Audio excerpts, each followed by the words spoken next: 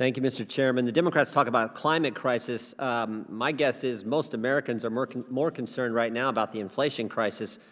Ms. Tubbs, is the price of gas higher today than it was a year ago? Yes. How about the price of everything? Is the price of everything higher today than it was a year ago? Generally, yes.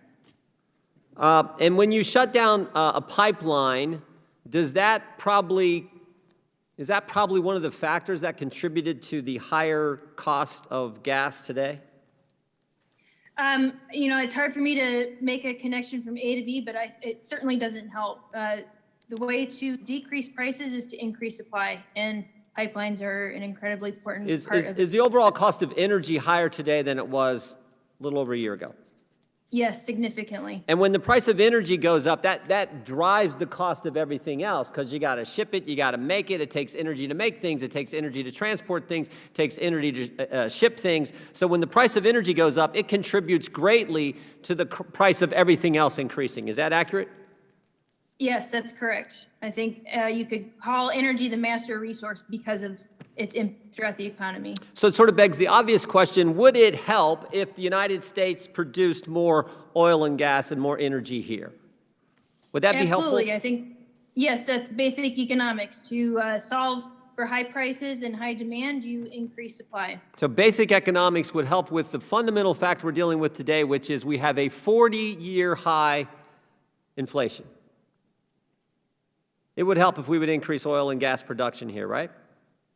Yes, absolutely. And I think the resources, the policies to be able to do that. Well, then why would the Democrats want to decrease production?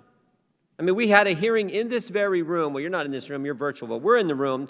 We had a hearing in this room a few months ago where one of our Democrat colleagues said to the CEO of Exxon, Mr. Woods, would you commit to reducing the production of oil?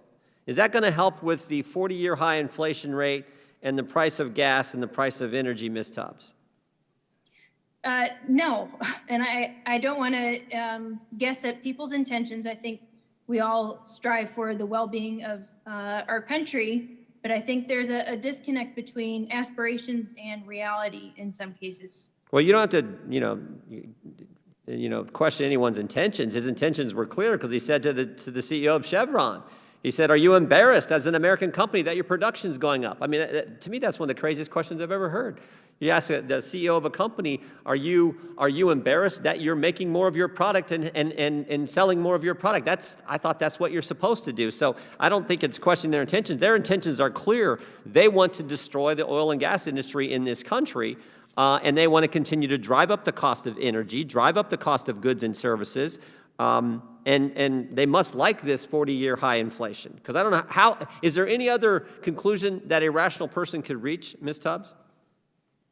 I don't think so. And sir, to your point just now, I think one of the more troubling things about this conversation is that politicians at all should be telling a company what they ought to produce and what kind of company they ought to be. Well, someone needs to tell that to the Democrats, because that's all they want to do. That's all they want. Is it better to produce energy in the United States of America to help our economy, or would it be better to bring it in from overseas? I think we have a lot of resources here in the United States that provide affordable, reliable energy. I think the goal is to have free flow of energy and free trade of energy, because there's efficiencies to be gained there that help consumers. Okay, and let me just ask you this too, because we now have the spectacle of the President of the United States begging OPEC to increase production. Does the President of the United States asking and begging OPEC to increase production, will that help with climate change and the climate crisis that the Democrats talk about so much? No, and I think the reason I'm struggling with some of this conversation is, President Biden's administration has admitted that the U.S. could shut off their emissions, if that were possible, tomorrow, and it'd have no impact on global temperatures by the end of the century. So what this amounts to is wanting to release the political pressure for high energy prices, pursue a political agenda for certain energy technologies, and I think in some cases. So Ms. Tubbs, if I could I just interject, because you said something important there. So the position of this administration is they want America to go to zero emissions, which will not change what's happening relative to the climate around the world because all these other countries pollute so badly. But at the same time they're doing that, they're actually begging foreigners, OPEC, to increase production and send it in, which will exacerbate the very problem you just cited. Is that accurate? Yes, and I think it's a disconnect between wanting to relieve short-term political pressure and understanding that the energy resources we need take time and investment.